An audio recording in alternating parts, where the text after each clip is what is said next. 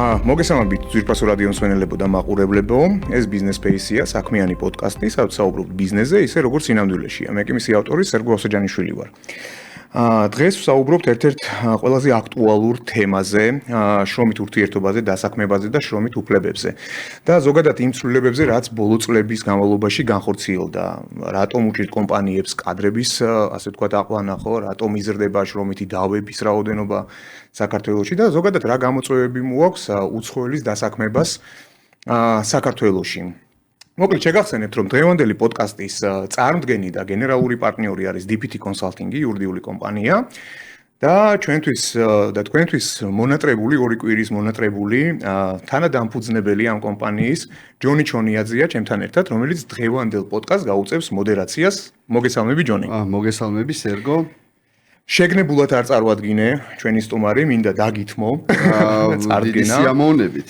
საინტერესო თემა ავირჩიეთ ძალიან დღეს და, რა ვიცი, აქტუალური, ეხება აბსოლუტურად ყველას, აინტერესებს აბსოლუტურად ყველას და დარწმუნებული ვარ, რომ ბიზნესშიც ძალიან ბევრი კითხვის ნიშანია და მე ვფიქრობ, რომ დღევანდელი ჩვენი პოდკასტი და დღევანდელი ეპიზოდი ბევრისთვის იქნება ძალიან ესეთი რაღაც ეფექტური და რაღაც გადაწყვეტილებების მიღებაში დაეხმარება. ნახოთ როგორი იქნება, დარწმუნებული ვარ ძალიან კარგი იქნება. პირველ რიგში მივესალმები მაყურებელს, მსმენელს, ნატოს მივესალმები.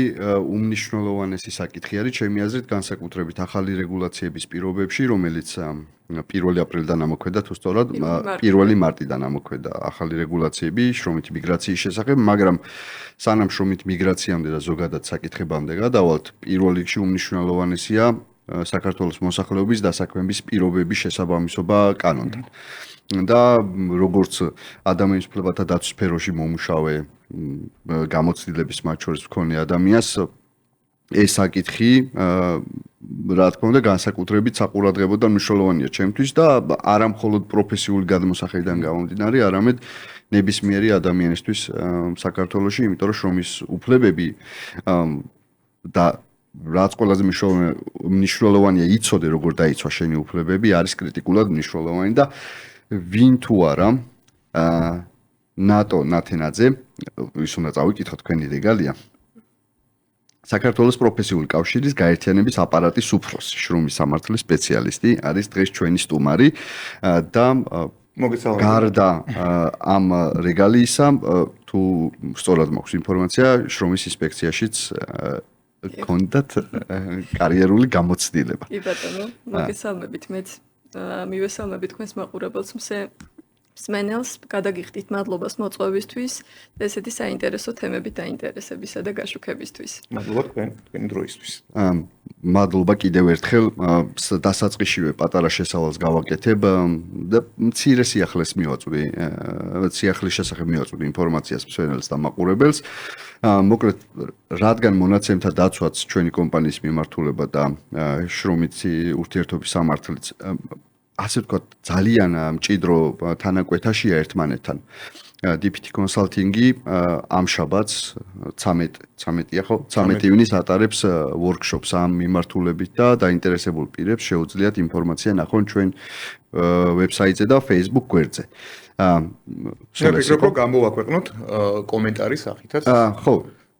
ბატონო, იმიტომ რომ მნიშვნელოვანი არის და განსაკუთრებით HR-ებისთვის და ჩვენ კი შევთანხმდით რაღაც გეგმაზე, მაგრამ ერთი შეკითხვა უნდა დაგისვათ ამ ფორმატს მიღმა.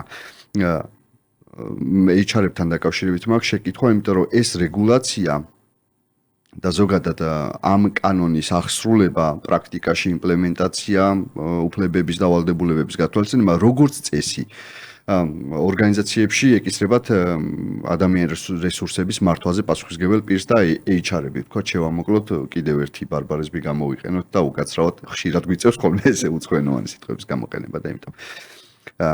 თქვენი აზრით, HR-ის როლი რა არის ორგანიზაციაში, იმიტომ რომ მე ხშირად გამიგია, როდესაც ეს შეკითხვა დამისვამს, რომ მხოლოდ ორგანიზაციაში კარიერულ განვითარებას თუ მენტალურ მდგომარეობაზე ზრუნვა თანამშრომლისა, მაგრამ გარდა ამისა იქ სამართლებრივი ვალდებულებები არსებობს.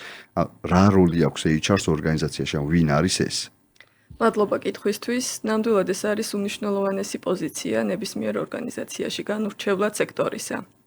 ავიღებთ საჯარო სექტორს თუ კერძო სექტორს, იმიტომ რომ თვითონ დასახელება ადამიანური რესურსების მართვა აი ამ სათაურშივე არის ის დიდი ფუნდამენტი და მნიშვნელობა, რომელი პასუხისმგებლობაც ამ ადამიანს აქვს აღებული თავის თავზე. მთავარი პრინციპი ერთ-ერთი, რომელიც შრომითი ურთიერთობისთვის არის დამახასიათებელი, ეს არის ჯანსაღი სამუშაო გარემოს შექმნა. ეს ჯანსაღი სამუშაო გარემო ბუნებრივია დგას შრომითი უფლებების სრულ და შრომის უსაფრთხოების სრულ რეალიზებაზე. შრომითი უფლებების ნაწილში სწორედ ვინ უზრუნველყოფს, რომ როგორც დოკუმენტურად, ისევე ფაქტობრივად, არა მარტო ფურცელზე დატოვებული, არამედ ფაქტობრივად რეალიზებულიც იყოს თითოეული სოციალური გარანტია ან განხორციელდეს სწორი ინფორმირება იქ მომუშავე თანამშრომლების არის სწორედ ასეთი პასუხისმგებელი პირების. პრაქტიკაში ჩვენ შეგხვედრია, რომ ეს პასუხისმგებლობა ან გადანაწილებულია იურისტზე და პლუს HR-ზე და არის შემთხვევები, რომ თვითონ HR-ი თუ პროფესიითაც იურისტია, ისევე ითავსებს როგორც ნულიდან დოკუმენტაციის შემუშავებას, ასევე მის პრაქტიკაში რეალიზებას. კი, მადლობა ნატო განმარტებისთვის. უმნიშვნელოვანესი როლია გეთანხმები. და რატო გავაკეთე ეს აქცენტი, იმიტომ რომ სამართლებრივი ვალდებულებების რა უფლება აქვს დასაქმებულს, როგორ უნდა მოექცე მას აი იმ პირობებში, რაც აღნიშნე, გარკვეული ინფორმაცია და დეტალური ინფორმაცია HR-ს ნამდვილად უნდა გააჩენდეს, ხო და ის როლებიც იურისტებთან როგორ გამიჯნოს, მე მგონი შეგნით შესაძახებელი საკითხია, თუმცა ინფორმაცია თავად უნდა გქონდეთ და მე ძალიან მიხარია ხოლმე, როდესაც ესეთი ტიპის HR-ები მომრავლდნენ პრაქტიკაში უფრო და უფრო ხშირად ხვდები და მისასალმებელია. ეხლა რომ გადავიდეთ უკვე ჩვენ ცვლილებებზე, პირველი ცვლილება ეს ამოქმედებული მიგრაციის, შრომითი მიგრაციის შესახებ რაც აღნიშნეთ. ამაზე რო ვისაუბროთ, იმიტომ რომ დიდი უნებათაღელვა, გაურკვევლობა, იმიტომ რომ სიახლე არის და რაღაცები დასაზუსტებელი იყო, შეიძლება კიდევ არის რაღაცები დასაზუსტებელი, რომ გავაცნოთ ჩვენი პოდკასტის ფორმატიც ძირითადად ბიზნესზეც არის მორგებული და ფიზიკურ პირებზეც, ამიტომ ორივესთვის საყურადღებო იქნება ეს. სიამოვნებით დავიწყებ თქვენის ნებართვით პატარა პრეისტორიით, იმიტომ რომ მნიშვნელოვანია, სანამ ჩვენ ცვლილებებზე ვისაუბრებთ, ვიცოდეთ რა რეგულაციები იყო თუნდაც 1 მარტამდე. საქართველოს შრომითი მიგრაციის მიმართულებით გამოირჩეოდა ძალიან ლიბერალური პოლიტიკით. ეს გულისხმობს იმას, რომ შრომითი ნებართვის არსებობა, შრომითი საქმიანობის უფლებების მოპოვების ვალდებულება სწორედ არის მიმდინარე წლის მონაპოვარი. ეს არ არის ქართულ რეალობაზე მორგებული, ეს თუნდაც საერთაშორისო ერთ-ერთი სტანდარტი არის, რომ ქვეყანა უნდა აკონტროლებდეს გარკვეულწილად იმიგრანტების როლს აღრიცხვაც უნდა ხდებოდეს და შესაბამისად მათი დასაქმების რეალური შეფასებაც უნდა იყოს გაზომილი. ორი გარემოება განაპირობებდა ერთგვარად ამ რეფორმას. ერთი ეს გახლავთ თვითონ ადგილობრივი ბაზრის დაცვის ვალდებულება, მათ შორის ჩვენი თანამემამულების, თანამოქალაქეების და ასევე თუნდაც ჩვენს რეგიონში იმიგრანტების თუნდაც ნაკადის რისკი, რაც ბოლო პერიოდში წამოვიდა. შეიძლება ერთი რამდენიმე წლის წინ არავის არ წარმოედგენა, რომ საქართველო გახდებოდა თვითონ ის ბაზარი, სადაც უცხოელები ჩამოვიდოდნენ და დასაქმებას გადაწყვეტდნენ, თუმცა რეალობამ ეს საჭიროება მოიტანა. 1 მარტამდე არსებობდა გარკვეული რეგულაცია, ესეც ვერ ვიტყვით, რომ საერთოდ არ არსებობდა მიგრაციის აღსრულების მექანიზმი. უბრალოდ ეს იყო უფრო გამარტივებული პროცედურა და ეს გულისხმობდა, რომ კომპანიებს ბიზნეს გააჩნდა ვალდებულება, ოღონდ თუ რეალურად მხოლოდ და მხოლოდ დასაქმებული ყავდა, რომ დაერეგისტრირებინა ჯანდაცვის სამინისტროს პორტალზე. თუ არ დაარეგისტრირებდა, თუ არასწორ დოკუმენტაციას ატვირთავდა, ან შრომით ხელშეკრულებაში რაიმე ტიპის დარღვევა იქნებოდა, ამის აღსრულებას ახორციელებდა შრომის ინსპექციის სამსახური. ნატო ბოდიშევან ამას არ ქონდა დათქმა, რომ დათქმა კი არა, ნებართვას არ იღებდა, უბრალოდ არეგისტრირებდა მხოლოდ, ხო? გეთანხმებით, ხო, ეს იყო უფრო რეგისტრაცია აღრიცხვის ვალდებულება და სწორედ აი ამ აღრიცხულმა მონაცემებმა აჩვენა ის, რომ დაახლოებით, როდესაც ქვეყანაში 200,000 უცხოელია შემოსული და აქედან მხოლოდ 60,000-ია ოფიციალურად რეგისტრირებული, გაჩნდა კითხვები, რომ შესაძლოა საჭირო იყოს უფრო ფორმალური მექანიზმის ამუშავება. რეგულაცია, რომელიც მიმდინარე წლიდან ამოქმედდა და საბოლოოდ არ არის კიდევ ამოქმედებული, გარდამავალი პერიოდი კვლავ გააჩნია 2027 წლის 1 იანვრამდე, გულისხმობს, რომ მის კონტროლის ქვეშ მოექცნენ აბსოლუტურად ყველა უცხოელი, განურჩევლად იმისა ის საქართველოში კომპანიაშია დასაქმებული ამ ფიზიკურ პირთან თუ თვითონ ეწევა რაიმე ტიპის მომსახურებას, ვაჭრობას ან ინდივიდუალურ საქმიანობას. მათ შორის შეგაწყვეტინებთ კომენტარს გავაკეთებ. ეს ეხება უცხოელს, რომელიც მომსახურების ხელშეკრულებით ემსახურება ქართულ კომპანიებს და ასევე იმ უცხოელს, რომელიც საზღვარგარეთ ემსახურება უცხოელ კომპანიებს და საქართველოში იღებს შემოსავალს, ხო? არა? თქვენ მიერ გაჟღერებულია ის მეორე ვარიანტი, ეს იყო რედაქცია 1 მარტის, თუმცა კანონის ძალაში შესვლიდან ძალიან მალევე, გარკვეული რეაქტიული უკავშირიც იყო, 6 კვირაში გადაწყდა ისევ კანონის გახსნა და ცვლილებების შეტანა.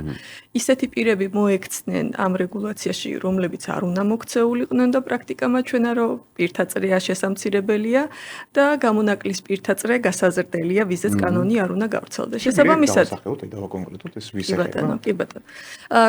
როგორც ვთქვი, რომ ეს კანონი არეგულირებს კომპანიებს, ვისაც სურს რომ დაასაქმოს უცხოელს, ვისაც სურს რომ დასაქმდეს კომპანიაში და მოიხსენიებს როგორც ადგილობრივ დამსაქმებელს და შრომით იმიგრანტს და ჩემს შემდგომ საუბარშიც ამ ტერმინებს გავიმეორებ და ეგრეთ წოდებულ ინდივიდუალურ პირებს, სუბიექტებს, უცხოელებს, რომლებიც ან ვინმესთან არიან, როგორც თქვენ ბრძანეთ, მომსახურების ხელშეკრულებით, ვაჭრობას ახორციელებენ ან რაიმე სერვისის მიწოდებას და ამას არქმევს თვით დასაქმებულს.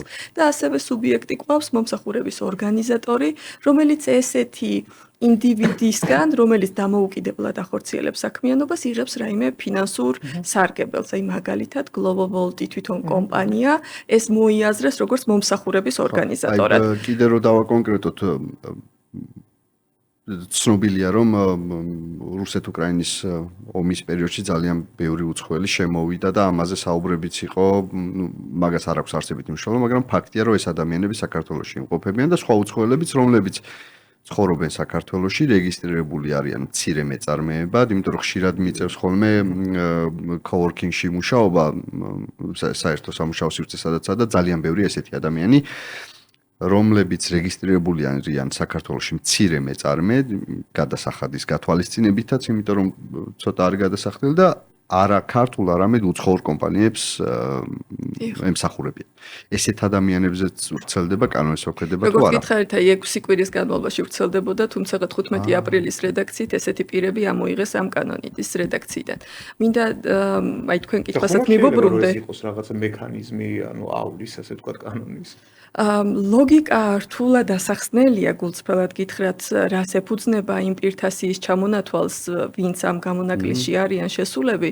მე უფრო ამას განმარტავდი, როგორც ეგრეთ წოდებულ მაღალკვალიფიციურ, მაღალ ანაზღაურებად პირებს, რომელთა კონტროლიც არ ჩათვალა სახელმწიფომ, რომ ისეთი ბიუროკრატიის გზით უნდა განხორციელებულიყო, როგორც ყველა სხვა პროფესიის და მაგალითისთვის გეტყვით, ვინები არიან აი ეს სუბიექტები.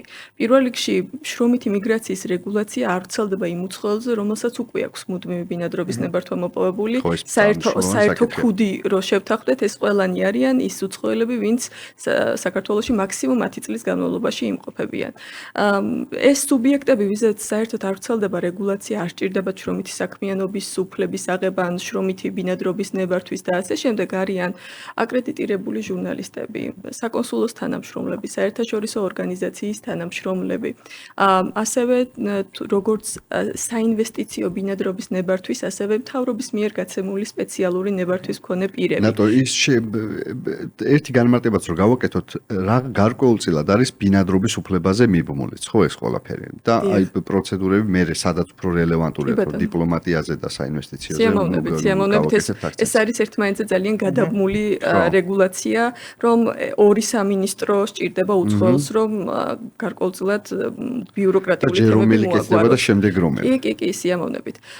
შესაბამისად, აი პირთაწრე დიდია და მათ შორის რაც უკვე ჩვენ განვიხილეთ, ისეთი უცხოელი, რომელიც საზღვარგარეთ შეიძლება საქართველოში იმყოფება, მაგრამ საზღვარგარეთ რომელიმე კომპანიაზე მუშაობს, მათზე არ ვრცელდება ეს რეგულაცია, ან ადგილობრივი კომპანია, მაგრამ უცხოელი მასზე მუშაობს საზღვარგარეთიდან საქართველოში არ მაგრამ აქ შემოსულა. იღებს თუ არა შემოსავალს აღარ აქვს მნიშვნელობა. შეიძლება ადგილობრივი კომპანია აქედან ურიცხავდეს ხელფასს, რომელიმე სხვა ქვეყანაში მომუშავე პირს, მაგრამ ეგ რეგულაცია არ ნუ ის დაექვემდებარება. დისტანციურად ვინცაა, მაგრამ და ასევე აი პირობითად გერმანიიდან საქართველოში იღებს შემოსავალს და ჩვენი წესებით იბეგრება. მაგაზეც არ გავრცელდება. ამიტომ აი ბოლო 6 კვირის პრაქტიკა მათ ჩვენა რომ გარკვეულ პირთა წრე შესამცირებელი და IT სპეციალისტებზე იყო კიდევ შეღავათები და ეგ ძველიც არის მე მგონი შარშანდელი თუ შარშანწინელი რეგულაცია იყო мотивациისთვის მათ.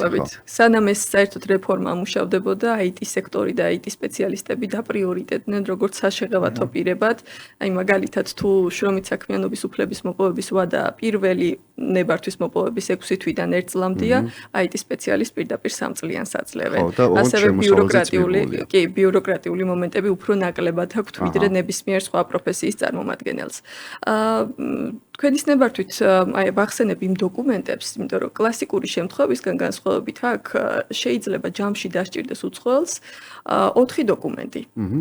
აი 4 დოკუმენტის ჯამი ქმნის უფლებას უკვე რომ შენ გაქვს დასაქმების შესაძლებლობა. ეს ვრცელდება თვით დასაქმებულზე და დასაქმებულზე. სხვადასხვა რეგულაცია. მე დავიწყებ კლასიკურ შემთხვევას, როდესაც ვარ უცხოელი, ჯერ არ შემოსულ ვარ საქართველოში. აქ არის ადგილობრივი რეგისტრირებული კომპანია, რომელსაც სურს ჩემი დასაქმება და სხვა ქვეყნიდან წამოყვანა. შესაბამისად, პირველი დოკუმენტი, რაც უნდა გაფორმდეს ჩემსას, როგორც უცხოელსა და კომპანიას შორის, ეს არის შრომითი ხელშეკრულება. ჯერ ხელშეკრულება. პირველი შრომითი ხელშეკრულება გაფორმდება, რომლის ამოქმედების ვადა ბუნებრივი არ იქნება მიბმული ხელმოწერის თარიღიდან. და პირობა დადებული ხელშეკრულება იქნება, იმიტომ რომ მთელ რიგ სხვა დოკუმენტების მოპოვებაზე იქნება მიბმული. შემდგომი დოკუმენტი ეს გახლავთ ჯანდაცვის სამინისტროს საჯარო სამართლის იურიდიული პირია დასაქმების სააგენტო, რომელსაც უნდა მიმართოს ორგანიზაციამ, კომპანიამ და ვადები გახლავთ 30 დღიანი და 10 დღიანი. 30 დღიანს თუ აირჩევს 200 ლარს გადაიხდის, 10 დღიანს თუ აირჩევს 400 ლარს. პრაქტიკაში გექნებოდათ უკვე შემთხვევები. ეს ვადები ირღვევა. ხო. სანამ შეკითხვას დავსამთავრებ. კი. აი 400 ლარს რო იხდი 10 დღეში არის. ხშირ შემთხვევაში ეს ვადები შეიძლება კრიტიკული იყოს იმ პირისთვის, ვინც შრომითი უფლების მიღებას ცდილობს, ხო? ან ვადა გაზრდიოდეს, ან დოკუმენტაციის შეგროვებას და შეკრებას, აი ზედმიწევნით ყოველ მეორე დღეს რომ მიყვე, მაინც 3 თვე სჭირდება. ხო, ანუ შეიძლება გადამწყვეტი იყოს ჩემთვის ეს ვადა, სააგენტომ ვერ მოახერხა ამ ვადაში ინფორმაციის გაცემა, პრობლემა ჩემია, ხო, როგორც დასაქმებული პირის ან ორგანიზაციის. მინიმუმ 3 თვე უნდა გაითვალისწინოს. 3 თვე საშუალოდ ბიზნესს უნდა კონდეს გათვალისწინებული იმისთვის, რომ მოიპოვოს უფლება, რომ ამუშავოს უცხოელი. თუ ამ პერიოდში თვითნებურად რომელიმე დოკუმენტს არ დაელოდება, ამისთვის უკვე არსებობს აღსრულება და ჯარიმები არის გათვალისწინებული. ამიტომ კუმულატიურად დასაქმების სააგენტოს შრომითი საქმიანობის უფლების მოპოვება არის უმნიშვნელოვანესი დოკუმენტი. თუ კლასიკურად არ გადაიხდის დაჩქარებულის თანხას და 30 დღეს მიყვება 30 კალენდარული დღე, რომელიც შეიძლება დახარვესდეს და განესაზღვროს დამატებითი ვადა და ვადა კიდე გრძელდება ამ კუთხით. 10 სამუშაო დღეც. აი 10 თქვენ საიდან გახსოვთ, რომ აი რა წამსაც აიღებს შრომითი საქმიანობის უფლებას დასაქმების სააგენტოსგან, უკვე ჩაირთვება 10 კალენდარულ დღიანი ვადა იმისთვის, რომ სასწრაფოდ წახვიდე იუსტიციის სამინისტროში და იქ შეიტანო განცხადება შრომითი ბინადრობის ნებართვისთვის. ან ქრონოლოგიურად ჯერ მაქვს შრომის ნებართვა, შრომის უფლება საქართველოში და მე მივდივარ ბინადრობაზე. კი ბატონო, მიდიხართ ბინადრობაზე, ბინადრობის შემთხვევაში, ოღონდ აქაც გავმიჩნავ, თუ უცხოელი არ არის ჯერ საქართველოში შემოსული, შრომითი საქმიანობის უფლების მოპოვების მერე მიმართავ ჯერ ვიზაზე, D1 კატეგორიის ვიზაზე, იმის განხილვის ვადა არის 30 დღე. თუ უცხოელი უკვე იმყოფება საქართველოში, სხვა მიზნით შემოვიდა და გადაწყვიტა, რომ სურს დასაქმება, ეს დოკუმენტი პირველ საფეხურად ყველასთვის სავალდებულო არის. აი ეს 10 კალენდარულ დღეში უკვე უნდა წავიდეს იუსტიციის სამინისტროში და იქაც კლასიკური დაჩქარების გარეშე 30 დღიანი განხილვის ვადა არის და მოითხოვოს შრომითი ბინადრობის უფლება. თუ ამ ვადას შეუძლია ვიზა მოითხოვოს D1 კატეგორიის? თუ სხვა ქვეყანაში იმყოფება და ჯერ არ შემოსულა, D1 კატეგორიის ვიზის გარეშე საზღვარზე არ გამოუშვებენ. უკვე აქ ვიზას ვეღარ ცვლის და ნებართვაზე ბინადრობაზე გადავადიეხ და რატო ვუსვავ ხას 10 კალენდარულ დღეს, თუ უცხოელს გამორჩება ან კომპანიას გამორჩება და 10 დღეში არ მიმართავს იუსტიციას, უკვე მოპოვებული ფულ გადახდილი ნებართვა გაუქმდება. შეკითხვა მაქვს. პრაქტიკაში როგორ არის? ეს ხო ელექტრონულ პლატფორმებზე ხდება ყველაფერი. შეტყობინებები არ ეგზავნებათ ამ ადამიანებს, რომ 10 დღე გადის და იქ რა ხდება? ჩემს პრაქტიკაში მსგავსი SMS, email ან სატელეფონო კომუნიკაცია, ვინაიდან შეიძლება გამართლება ისაც არის, რომ საკანონმდებლო წესით დარეგულირდა უკვე შეწყვეტის ან უარის თქმის საფუძვლებში მითითებულია, თორე უფრო ინფორმირებული უცხოელისთვის, ინფორმირებული მოქალაქისთვის, როგორც კომპანიის ბუნებრივია უკეთესი იქნებოდა. ერთი შეკითხვა მაქვს კიდევ, სანამ კიდევ იმ სხვა ორ დოკუმენტზე გადავალთ. კომუნიკაცია დასაქმების სააგენტოსთან კონსულტაციის ნაწილში, ინფორმაციის მიღების ნაწილში, რაღაც მოქნილი მექანიზმი გვაქვს, რომ დარეკოს უცხოელმა მიიღოს ინფორმაცია, დამსაქმებელმა დარეკოს მიიღოს ინფორმაცია, არის თუ არა მოქნილი მექანიზმი და პროფკავშირების როლიც ამაში იქნება გარკვეულწილად, რა თქმა უნდა.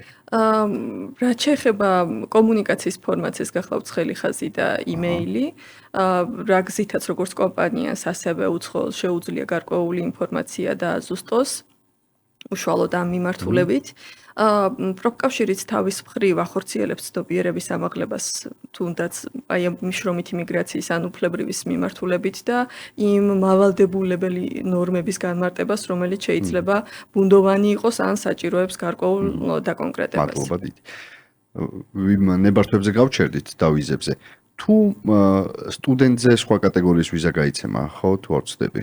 ერთ-ერთ გამონაკლისად არის მითითებული, რომ აი შრომითი ბინადრობის ნებართვის საჭიროება არ დადგება თუ შრომითი საქმიანობის უფლების მოპოვებისას მას უკვე ჰქონდა სხვა კატეგორიის მოქმედი ნებართვა. მათ შორის ანუ გავლენ სტუდენტებიც და ამათ აღარ დაჭირდებათ, ესეც მნიშვნელოვანია. თუმცა აი კლასიკურ შემთხვევაში რო შევაჯამოთ, ეს დოკუმენტები ქმნიან ჯამში უფლებას, როგორც არის შრომითი საქმიანობის უფლება და საქმების სააგენტოსი და ერთი კატეგორიის ვიზა, საგარეო საქმეთა სამინისტროსი, შრომითი ბინადრობის ნებართვა იუსტიციის სამინისტროსი და დადებული შრომითი ხელშეკრულება, როდესაც ვსაუბრობთ ადგილობრივ დამსაქმებელსა და შრომით იმიგრანტზე, ქმნის ჯამში უფლებას, რომ აი როგორც კი შეიკვრება ეს დოკუმენტები, მეორე დღიდან გაქვს ლეგალური საქმიანობის განხორციელების უფლება. რომელიმე დოკუმენტის პირველივე ჯერზე მოპოვების მეორე დღიდან თუ დაიწყებენ თანამშრომლობას და ფაქტობრივად სამუშაო შესრულებას, როგორც უკვე განმარტე, აღნიშნული დაკვალიფიცირდება როგორც დარღვევა. ამის გადაკონტროლება ერთადერთი ანაზღაურების როგორ შეიძლება გააკონტროლოს სახელმწიფომ, მე და თქვენ მხარები შევთანხმდით და დავიწყეთ თანამშრომლობა საბოლოო პროცესის დასრულებამდე. ამის გადაკონტროლება სავარაუდოდ მიბული იქნება ანაზღაურებაზე, ხომ? რაც შეუძლია სახელმწიფომ დაინახოს შემოსავლების სამსახურმა. ანუ მეოთხე კიდევ სხვა უწყება შემოდის ინფორმაციის გაცვლის ნაწილში. კი, მადლობა კითხვისთვის. აღსრულების ნაწილი ცოტა ბუნდოვანია და გაურკვეველი და შეიძლება ითქვას, რომ პრაქტიკაში გარკვეულ გამოწვევებს შექმნის ყველა პირისთვის. და რას გულისხმობ ამას? აღმასრულებელ ორგანოდ გვევლინება ორი უწყება. ერთი შინაგან საქმეთა სამინისტროს მიგრაციის დეპარტამენტი და ასევე თუნდაც იგივე მანდატი და უფლებამოსილება აქვს პოლიციის დეპარტამენტსაც და მეორე ჯანდაცვის სამინისტროს შრომის ინსპექციის სამსახური.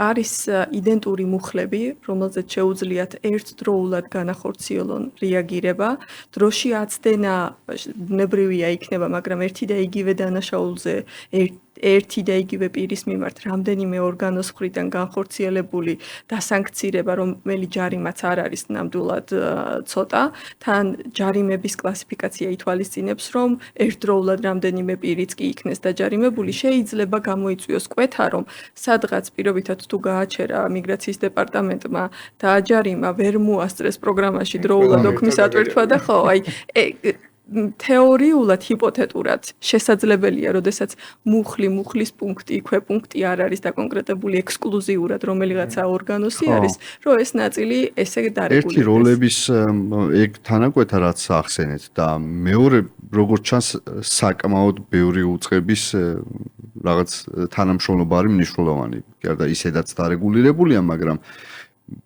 დარღვევაზე რეაგირების ნაწილში გულისხმობ რა, ანუ ისევ მიმართულებით რომ წავიდე არ მიმიღია ჯერ ნებართვა, მაგრამ ის სპეციალისტი მჭირდება და დავაწყებინე უცხოელს მუშაობა, პირობებზე მოდი ნუ დაველოდები და ჩვენ დავიწყოთ ვინ გაიგებს ამბავია, ეს როგორ უნდა გაიგოს სახელმწიფომ, ალბათ მე ვხედავ რომ აქ მასთან ანგარიშტორება, ანუ ხელფასის გაცემა ან სხვა პროცედურები შეამოწმონ რა. თუ იქ არ მოიძიეს ინფორმაცია და მოუკიდებლად. ერთი ფინანსური ანგარიშის სწორება და მეორე როცა მიხვალ და ადგილზე დაგხვდება და არ აქვს ეს დოკუმენტები მოპოვებული. ხო, ეს თავისთავად. ეგ უკვე მიხვედი, მაგრამ რაღაც პროაქტიულად ხომ და გაიგო რაღაცით. ესეც ისეთია მნიშვნელოვანი აი, საკითხია. მას მაინც დავაზუსტებ. ანუ ესე იგი ადამიანები, რომლებიც აქ არიან ჩამოსული სტუდენტური, ასე ვთქვათ, მიზნებისთვის და სწავლობენ თუნდაც, ხო, ეხლა სამედიცინო უნივერსიტეტში არის ძალიან ბევრი, ხო? შორსხალ მიკროფონს. ამ ადამიანები, ეხლა მე როგორც ერთ-ერთი რიგითი დამსაქმებელი, ხო, რომელსაც სამომავლოდ საკმაოდ რეალურია, რომ დამჭირდეს უცხოელი, ხო? ანუ ამ ადამიანების დასაქმება შემიძლია ყველანაირი საბუთების შეგროვების გარეშე, ხო? როგორც მე მივხვდი.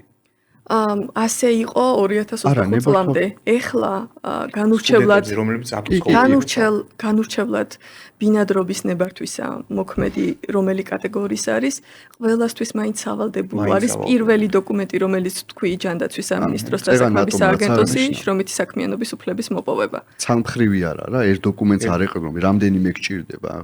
აქ თუ არ არის და რაღაც ვიზა არ აქვს, შენ გჭირდება ერთი წინასწარ ხელშეკრულებას, მე მიმართავ შრომის უფლებაზე. მაინც ამ პროცედურის დაწყვეტა. ხო, შრომის უფლებაზე მიმართავ, ის თუ გითხრეს, რომ კი ბატონო, ვაძლევთ ამ უფლებასო, მერე ბინადრობის უფლება უნდა იყო, რომ ლეგალურად ყოფნის უფლება კონდეს კონკრეტული მიზნით სახელმწიფოში. ისე მეგობრებო, როგორი პრაქტიკაა ამ შემთხვევაში, თუნდაც აი ევროკავშირში, ხო? აი, როდესაც ქართველი სტუდენტი მიდის სასწავლებლად, ამ შემთხვევაში თუნდაც გერმანიაში, ხო? და ბუნებრივია, გარკვეულწილად შეიძლება მუშაობა ჭირდება, ხო? რაღაც გამოიმუშაოს თანხა.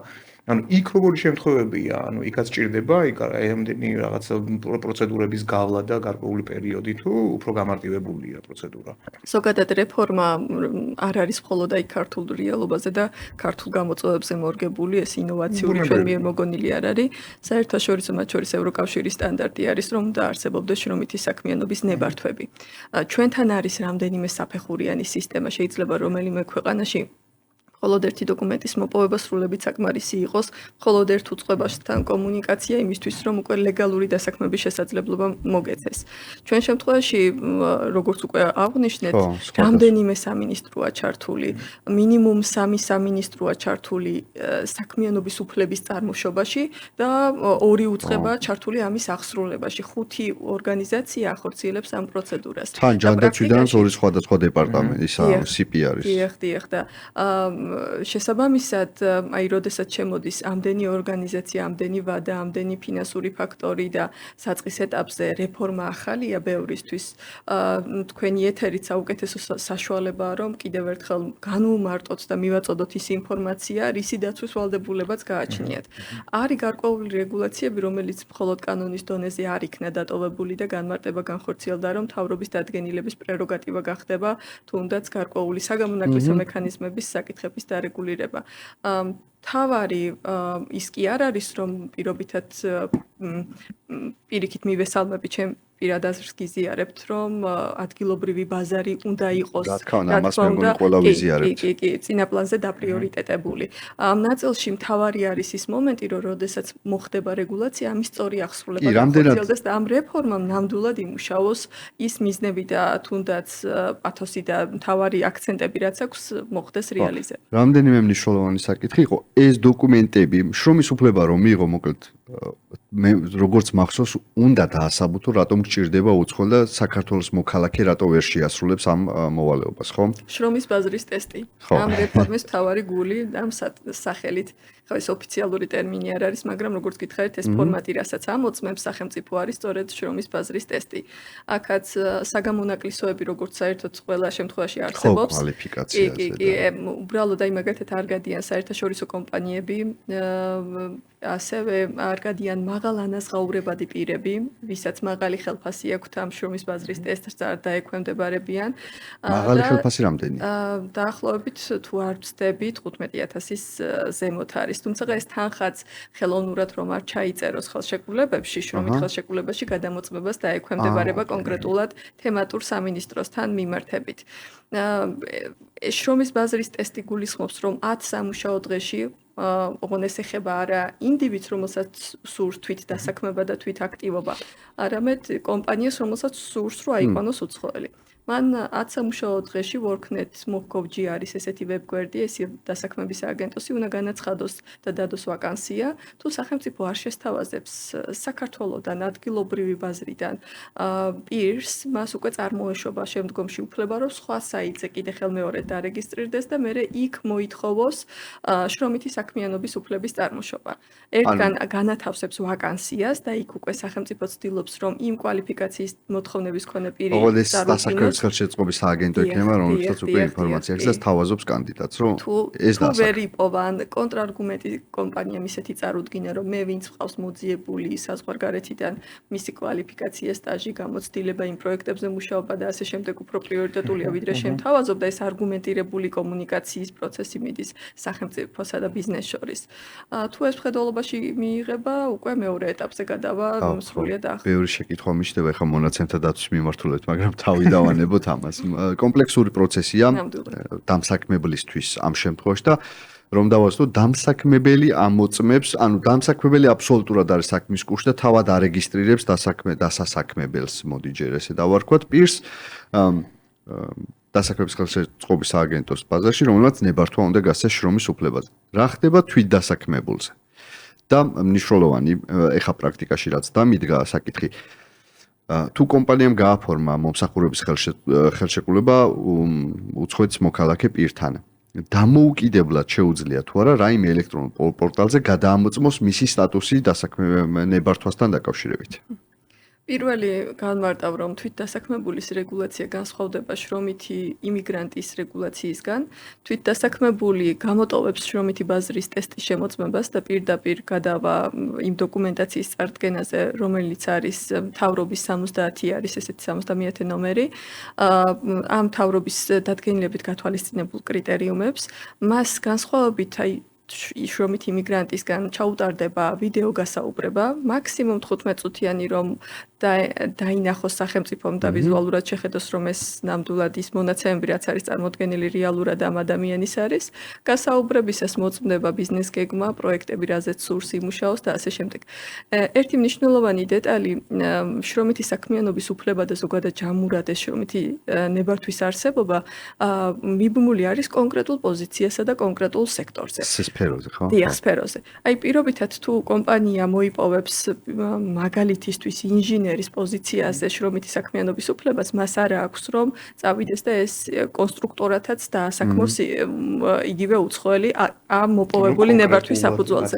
კონკრეტულ სექტორზე, კონკრეტულ სფეროზე, კონკრეტულ პოზიციაზე. მაგრამ თვითდასაქმებული რო აიღებს მაგალითად არქიტექტურაში მუშაობის უფლებას, შეუძლია 40 კომპანიაში დასაქმდეს ის კონკრეტულ სფეროზე აიღებს და იმ მიმართულებით შეუძლია თან შეკითხვები შემოც აქ ძალიან მნიშვნელოვანი წერენ მეგობრები რა შეკითხვები ვიცი რამდენს გაცდით ვიცი რა არის ხო მეც არ ვიცი ძალიან საინტერესო სფეროა მაგრამ აი ამ სიახლეები უბრალოდ იმდენია სასაუბრო ეს დრო ფიზიკურად არ ყოფნის რა ერთ საკითხს შევეხოთ კიდევ და მე გადავიდეთ მნიშვნელოვან საკითხებს თორემ და მომავალ შეხვედრა ჩავნიშნოთ რა ხდება იმ დასაქმებულებზე, რომლებსაც ჯერ ეს რეგულაცია არ შეეხო და უნდა შეეხოთ 27-ისკენ და უნდა განაახლონ, მიიღო ნებართვები, შრომის ბაზრის ტესტი უკვე დასაქმებულ უცხოელებზე გავრცელდება თუ არა ახლა და კიდევ ერთი შეკითხვა, რაც მქონდა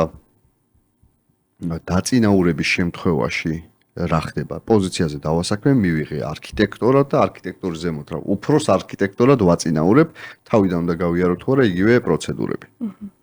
პირველ კითხვასთან მიმართებით ვიტყვი, რომ ჩვენ როდესაც საუბარი დავიწყეთ და პრეისტორიაც აღნიშნეთ, როდესაც არსებობდა მხოლოდ ცალმხრივი რეგისტრაციის ვალდებულება, იმ ელექტრონულმა ბაზამ ზუსტად 1 მარტის მდგომარეობით დააპაუზა და შეინახა ის მონაცემები იმ კომპანიების, დიახ, იმ კომპანიების და ამ კომპანიების მიერ დარეგისტრირებული უცხოელების, ვინც აქტიური სტატუსის მატარებელი იყო კონკრეტულად ამ თარიღში.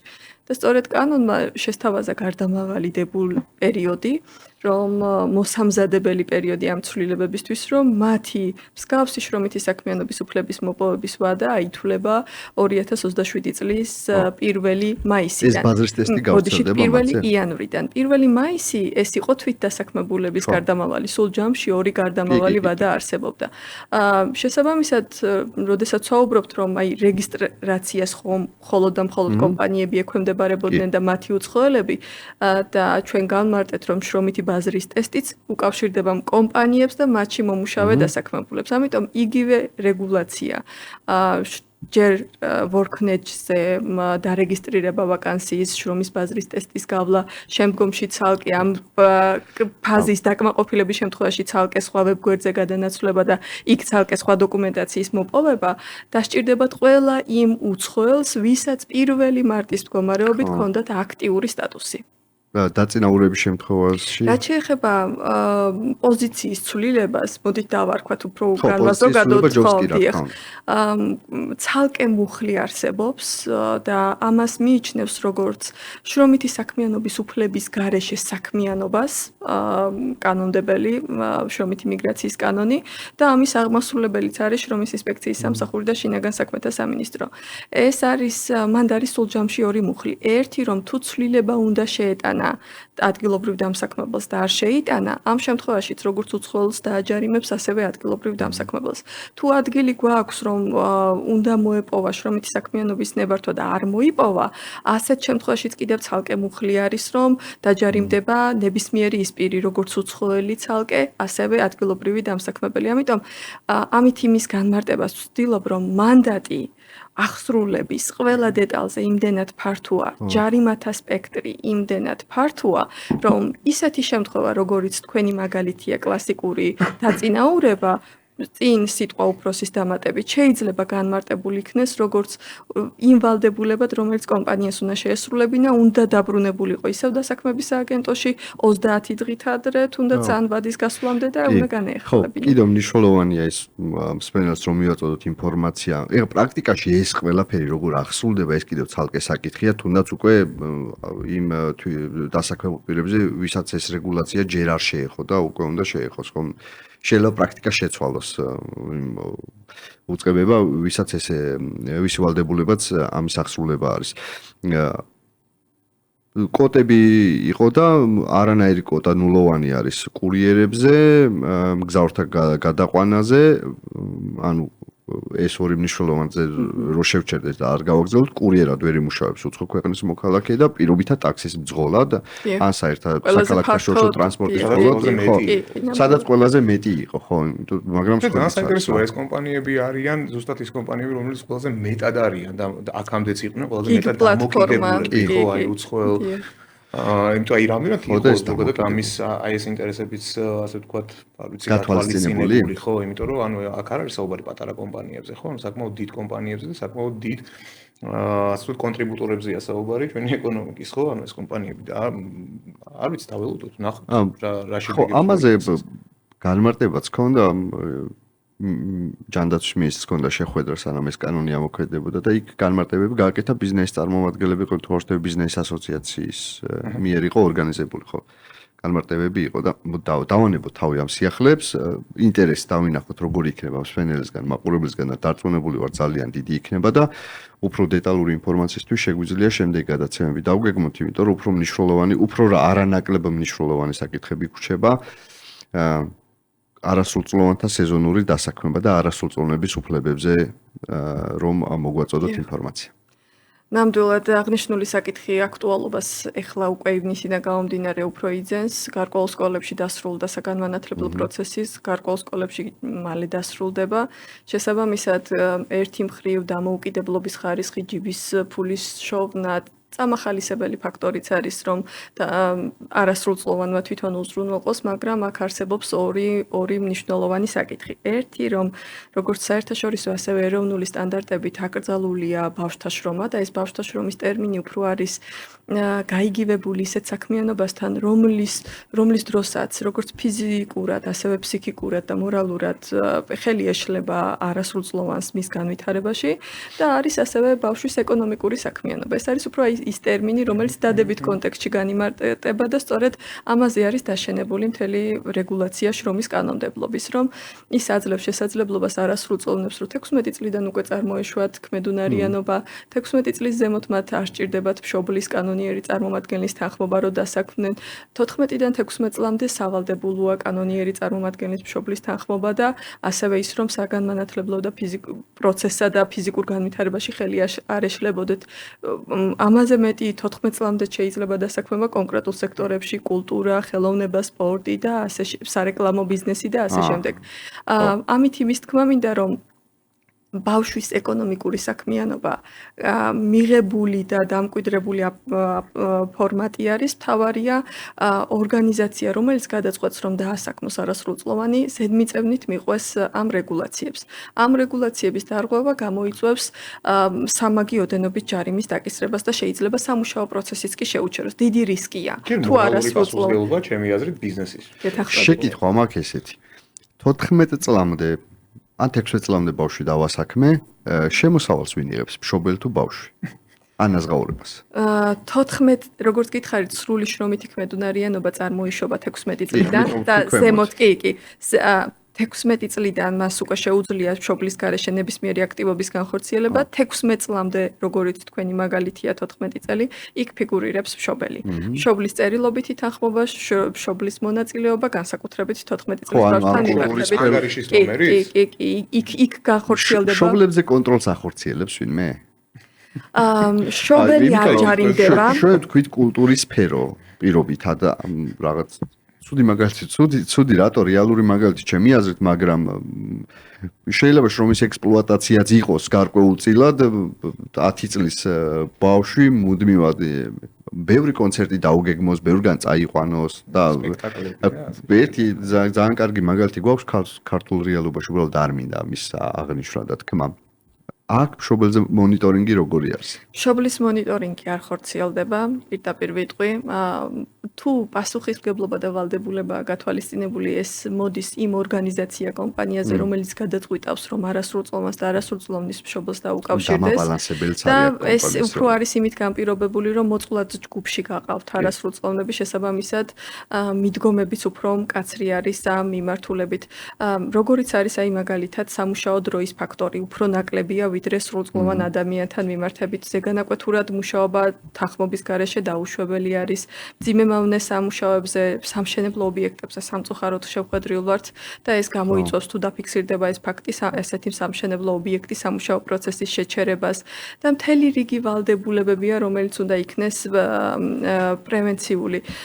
ჩვენ ვსაუბრობთ არასრულწლოვნებზე, ჩვენ ვსაუბრობთ ბავშვებზე და შესაბამისად, როდესაც სეზონური დასაქმება ეხლა დაიწყება და დარღვევების სტატისტიკაც მეტყველებს, რომ რიტეილ სექტორი, სასასტუმრო ბიზნესი, განთავსების სექტორი, სარესტორნო ბიზნესი გამოირჩევა სწორედ იმ სეგმენტით, სადაც ჩვენი არასრულწლოვნები მიდიან ზაფხულის ადადგების განმავლობაში ფულის საშოვნელად. ამიტომ არსებობს ცალკე კიდე კანონი ბავშვთა უფლებათა კოდექსი, ის საერთოდ კრძალავს ალკოჰოლური ნივთიერებების შემცველ, თამბაქოს შემცველ პროდუქციის რეალიზებას. ამიტომ ყოფილა შემთხვევები, რომ აი მიმტანი ყველაზე შეიძლება ნაკლები ვალდებულება ჰქონდეს არასრულწლოვანს. მიმტანის ნაწილშიც კი, როდესაც ალკოჰოლური შემცველი სასმელი მიაქვს ერთი ბარმენიდან მაგიდამდე, ესეც არის უკვე დარღვევა. შეიძლება ბარმენია. ესეც არის უკვე დარღვევა, დიახ, შეხება აქვს.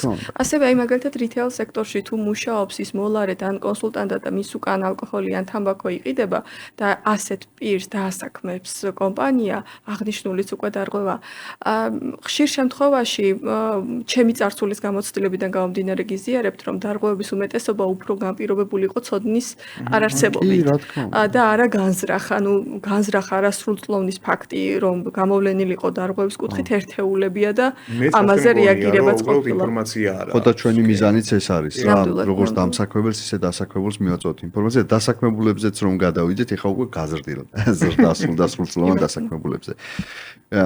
ჩვენ შევთანხმდით, რომ შვებულების უფლებაზე ვისაუბრებდით კიდევ და ყველაზე გავრცელებულ შრომით დარღვევებზე. პრაქტიკაში ძალიან ბევრი შემოხვედრია და თქვენ ჩემზე მილიონჯერ მეტი დარწმუნებული ვარ და პროფკავშირების როლზეც რომ გითხრათ რამდენიმე სიტყვა. სიამოვნებით. პირველ რიგში პირველი კითხვით დავიწყებ, ეს შვებულების თემა ესეც აქტუალობით გამოირჩევა, ზაფხული მოვიდა, ყველას უნდა დასვენება, ყველას უნდა მისი კუთვნილი სოციალური გარანტიის რეალიზება. თუმცა პრაქტიკაში აწყდებიან შემთხვევებს, რომ კადრის დეფიციტიდან გამომდინარე ორგანიზაციები ეუბნებიან უარს. განურჩევლად იმისა, რომ შეიძლება წლობის სტაჟი აქვთ უკვე, ანუ ის 11 თვიანი შვებულების უფლების წარმოშობის საკითხი უკვე გადალახულია, 5 წელი მუშაობს, 2 წელი, მაგრამ არ უშვებენ. 11 თვემდე შემიძლია შევათანხმო და გავიდე შვებულებში. გეთანხმებით კი. საჯარო უწყებაში აქ არის კეთილინების ფაქტორი შემოდის, რომ ხელმძღვანელმა უნდა დაგიდასტუროს 11 თვემდე, თუმცა 11 თვის მერე სრული უფლება გაქვს, როცა განახორციელება ამის გაცხადებას, რომ სურშვებულება გამოიყენო. ოღონდ ვათანხმებ ხელმძღვანელთან ამას? დიახ, ვინც არის შეიძლება უშუალო ხელმძღვანელს დაუყენო HR-ს, იმ სუბიექტს, რომელიც ჩვენ ვახსენეთ, ან მთავარ ხელმძღვანელს. აქ ერთი ნიუანსი მინდა, რაც მსურს განმარტო როგორც ბიზნესისთვის, ასევე დასაქმებულებისთვის, კანონი აძლევს კომპანიებს შესაძლებლობას, რომ დოკუმენტურად გაწერონ შვებულების რიგითობა, რომელიც ახდენს იმის პრევენციას, რომ ერთი სწორად გაწერილი რიგითობით მთელ 4-ვე სეზონზე, 12-ვე თვეზე ყველა დასაქმებულის ეს უნიშნელოვანესი უფლება იყოს რეალიზებული, რომ უცბად მერე არ იყოს პასუხი, რომ აიცით, აგვისტოში ყველა თანამშრომელმა მომმართა და ამის გამო მე ყველას უარი ვუთხარი, ეს მომენტი. და ეს ბიზნესისთვის ის არგუმენტიც არის, რომ თუ ესეთ რიგითობას თვითონვე დასაწყისშივე უზრუნველყოფს, თვითონვე განსაზღვრავს ნაკადთა წრეს, რომ თავის საქმიანობას ხელი არ შეუშალოს. მართლა შესაძლებელია იმ არგუმენტების გარეშე. და ასევე დასაქმებულისთვისაც უკვე შეთანხმებულია და წინსწრებით ცნობილი არის, რომ რომელ თვეს რამდენი დღით მას მოუწევს გასვლა. შვებულების უფლების დათმობა დაუშვებელია, ფულით კომპენსირება დაუშვებელია, ბათილია და გამოუყენებელ შვებულებაზე რო გითხრათ რამდენიმე სიტყვა. წელს თუ ვერ გამოიყენე, მომავალ წელს თუ მაქვს ამის გამოყენების უფლება და დამსაქმებლის ვალდებულება რა არის? კი ბატონო. შეიძლება კომპანიაში შეიქმნას ისეთი სიტუაცია, რომ შვებულების გამოყენება კომპანიის სრულყოფილ საქმიანობას ხელს უშლიდეს და კომპანიებს შესთავაზოს თანამშრომელს, რომ მოდი ამ წელს არ გამოიყენო და გადავიტანოთ შემდეგი წლისთვის. ეს შემთხვევა განვიხილოთ კერძო სექტორისთვის. ამ შემთხვევაში ჩემი როგორც დასაქმებულის თანხმობა სავალდებულოა, რომ გადატანილი იქნეს. ზედიზედ ორჯერ გადატანა, ანუ 2 წლის განმავლობაში შვებულების არის დაუშვებელი. ესეც იკეტება ამ რეგულაციით. თუ გადამიტანს, სასურველია იქვე გაიწეროს რიგითობა, როგორც უკვე ვთქვი, იმიტომ რომ როდესაც ორგანიზაციას 1 წლის 12 თვის განმავლობაში 24 დღის რეალიზებაზე, ან იმ 24 დღიდან რაიმე დღის რეალიზებაზე უკვე პრობლემა აქვს, ბუნებრივია ხა ჯამურად 58 დღის რეალიზება მომდევნო წლისთვის. შეიძლება მისთვის უფრო დიდი რისკი იყოს. ამიტომ ესეც რომ წერილობითი შეთანხმებით უნდა გადაატაინო დასაქმებულს და ის რისკი ჩვენ თავზე უნდა აიღო, რომ თითქმის სრული 3 თვე თანამშრომელი არ ყავდეს. ორივე მხარეს უნდა კონდეს გაცნობიერებული ბოლომდე. და დამთახდა თანამშრომელი და მომდევნო წელს გავანთავისუფლეთ სამსახურიდან. ხო, თვითონ წავიდა. ანუ ამ შემთხვევაში ჩვენ ის ვალდებულება გვაქვს, რომ აუნაზღაუროთ ის შვებულება წინაწლის. მე განმარტე, რომ შვებულების ფულით კომპენსირება დაუშვებელია. ამას აქვს გამონაკლისი. ეს არის თქვენი კითხვა. გულისხმობ იმას, რომ როდესაც ჩვენ მოქმედ აქტიურ შრომით სტატუსში ვართ, ჩემი დღეები დასვენებით, რეალური დასვენებით უნდა კომპენსირდებოდეს. თუ თქვენ ხართ შრომითი ურთიერთობის შეწყვეტის ინიციატორი და მე მიშვებთ თქვენი გადაწყვეტილებიდან გამომდინარე, მაშინ გამოუყენებელი შვებულების დღეები უნდა დაკომპენსირდეს თანხაში. და ის რამდენი დღე კომპენსაცია კიდე ცალკე დამატებით, ეს უბრალოდ გამოუყენებელი შვებულების დღეების კომპენსაცია არის. ამ შემთხვევაში თუ თავად განაცხადა წასვლაზე ამ შემთხვევაში დათმობილი აქვს მას ეს დღეები. თვითონვე ამბობს ირიბად უღარს იმ თანხაზე. გასაგებია. ეს შეკითხვა მაქვს ასეთი ხშირად გვხვდება შემთხვევა, როდესაც თანამშრომელმა გადაწყვიტა სამსახურიდან წასვლა, შეატყობინა ამის შესახებ ხელმძღვანელს, ან უთხრა HR-ს, რომ აი რაღაც 2 თვის შემდეგ მინდა სამსახურიდან წავიდე და ითხოვს შვებულებას. ამ პერიოდში ორგანიზაციისთვის ცნობილია, რომ უეჭველად ეს თანამშრომელი მიდის სამსახურიდან და ამავე დროს ითხოვს შვებულებას, აი გაცხადებიდან ხო წასვლის მომენტამდე პერიოდისთვის. აქ სტანდარტულად ვრცელდება შვებულების უფლება და რაიმე შეზღუდვა არ არის, ხომ? თუ შეუძლია ორგანიზაციას მაინც არ გაუშვას. არგუმენტირებული პოზიცია ორგანიზაციას ექნება არ გაშვებაზე, თუ წინასწარ დოკუმენტურად ექნება გაწერილი რიგითობა შვებულების. აი ეს ძალიან გადასარევი ის არის. ნატო ერთ კითხვასაც დავსო თუ შეიძლება. ძალიან ბევრი რაღაცა მქონდა მომზადებული, მაგრამ ფიზიკურად ვეღარ ვეტევით.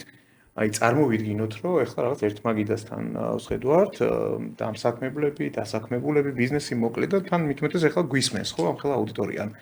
რა რჩევას მივცემდით ყველას იმისათვის, რომ აი შევამციროთ, თუნდაც რაზეც მე დავიწყე, ხო, ანუ ის დავები, შევამციროთ ეს კონფლიქტები სამსახურებში და ასე შემდეგ. პირველ რიგში თქვენის ნებართვით, აი თქვენ კითხვაზეც გავცემ პასუხს და ასევე მინდა პროფკავშირებს ეს გავამახვილო ყურადღება როგორც დასაქმებულთა წარმომადგენელზე ამ ნაწილში, იმიტომ რომ ეს არის კოლექტიური ხმა, რომელიც სახელმწიფოსთან ერთად ახორციელებს ცალკეც ან ერთობლივადაც ცნობიერების ამაღლებას, შრომითი უფლებების, შრომითი მიგრაციის, შრომის უსაფრთხოების, ასევე ის არის მაგიდასთან მჯდომი პარტნიორი სახელმწიფოსი, როგორც არის სოციალური სამხრივი კომისია, ასევე მრჩეველთა საბჭო და ასე შემდეგ და ამ პროცესში ბიზნესი, ადგილობრივი დასაქმებულები პროფკავშირის სახით ერთობლივად არიან ჩართულები ყველა უფლების რეალიზებაში. თუ მხარეთა პოზიცია არის ისეთი, რომ ბიზნესის წარი მოწოდებული უფლების რეალიზებაზე, იქვე მისი დასაქმებულების ბუნებრივად არიან მოწოდებულები, შეიძლება წარმოდგენილი იყვნენ პროფკავშირების სახითაც, პირველ რიგში რჩევა რაც მექნება, რაც ყველაზე ნაკლებად უყვართ, ეს არის დოკუმენტური მოწესრიგება. შრომითი ხელშეკრულებების არსებობა, შრომის შინაგანაწესის არსებობა, სამუშაო დროის აღრიცხვა. ბიზნეს გონია ხოლმე ხშირ შემთხვევაში, მაგრამ ეს ტენდენცია ნელ-ნელა იცვლება, რაც სასიკეთო არის, რომ რეგულაციების გაწერა ეს იქნება გარკვეული ბერკეტი, რომ შეიზღუდოს სამომავლო გადაწყვეტილებებში პირიქით. ორივე მხარის ინტერესების მაქსიმალურად გათვალისწინება და შრომითი უფლებების სრული რეალიზება, ესა ჯამურად შექმნის როგორც კმაყოფილ დასაქმებულს, მაღალი ხარისხის პროდუქციას და მაღალ რეპუტაციას. დღესდღეობით უკვე რეპუტაცია არის ჯარიმაზე ყველაზე მაღალი გამსაზღვრელი საზომი კომპანიის იმისთვის, რომ შრომითი უფლებები კონდეს რეალიზებული და პირველი ინტერესი იმით, რომ კომპანია როგორც მაღალი სტანდარტის მწარმოებელი ორგანიზაცია იყოს, უნდა იზრუნოს პირველ რიგში თავის დასაქმებულებზე. ამიტომ დაიწყოს დოკუმენტური მოწესრიგებით, რომელიც ფაქტობრივად პრაქტიკაშიც უნდა რეალიზდებოდეს. მე მაქვს ერთი შეკითხვა. რაღაც ფანტასტიკური პასუხები. ძალიან პრაქტიკაში თუ შეგხვედრიათ ორგანიზაცია, რომელსაც მოწესრიგებული ქონდა, აი იდეალურად ეს საკითხი. პრაქტიკაში შემხვედრია ორგანიზაცია, სადაც დაწერილა დადგენილება. მოწესრიგებულება აღსრულებულს გეკითხებით. გეტყვით, პრაქტიკაში ედგება ორი დოკუმენტი, ოქმი თუ დარღვევა არის, დადგენილება თუ დარღვევა არ არის. დარღვევა არ არის, ორგანიზაციები ყოფილა. ყოფილა, ძალიან ცოტა ხო ალბათ. ბუნებრივია. მაგრამ კარგია რო არის უკვე რო არის. კარგია ხო, მაგრამ როგორც წესი, როცა გონია ორგანიზაციას რომ მოწესრიგებული აქვს ეს ყველაფერი, მაინც ხშირად არის ხოლმე პრობლემები, ამიტომ განსაკუთრებული ყურადღება მნიშვნელოვანია ამ მიმართულებით, მე ესე ვფიქრობ. მეგობრებო, ვისი ამოვნე ძალიან დაუკმაყოფილებელი ვასრულებ რეალურად ამ პოდკასტს, იმიტომ რომ ძალიან ბევრი კითხვა მაქვს და კიდევ უფრო გამიჩნდა, უფრო მეტი კითხვა. აი მივანდობთ ჩვენს აუდიტორიას და ალბათ ამ კითხვებს კიდე ჩამოგვიწერენ კომენტარების სახით და ძალიან დიდი მადლობა მეგობრებო, ძალიან საინტერესო პოდკასტი გამოგვივიდა. მე აქვე აგერ პირობას გართმევ, რომ აუცილებლად უნდა გვეწიო კიდევ, იმიტომ რომ გავშლით ამ თემებს კიდევ უფრო სხვა მხრიდანაც და ჩემი აზრით, რა ვიცი, ჩვენ აუდიტორიას მაქსიმალურად ვაწვდით იმ ინფორმაციას, რომელსაც, რა ვიცი, ეხლა დღეს სად მოვიძიებდი აი ესეთ კონსულტაცია, სად მივიღებდი, არ ვიცი. მოკლედ, ძალიან დიდი მადლობა. მადლობა ნატო. მადლობა ჯონი ტრადიციულად, მადლობა მაყურებლებს და მსმენელებს და დაგემშვიდობებით უკვე სამშაბათამდე და სამშაბათს გელით ძალიან საინტერესო პოდკასტი. მადლობა, წარმატებები.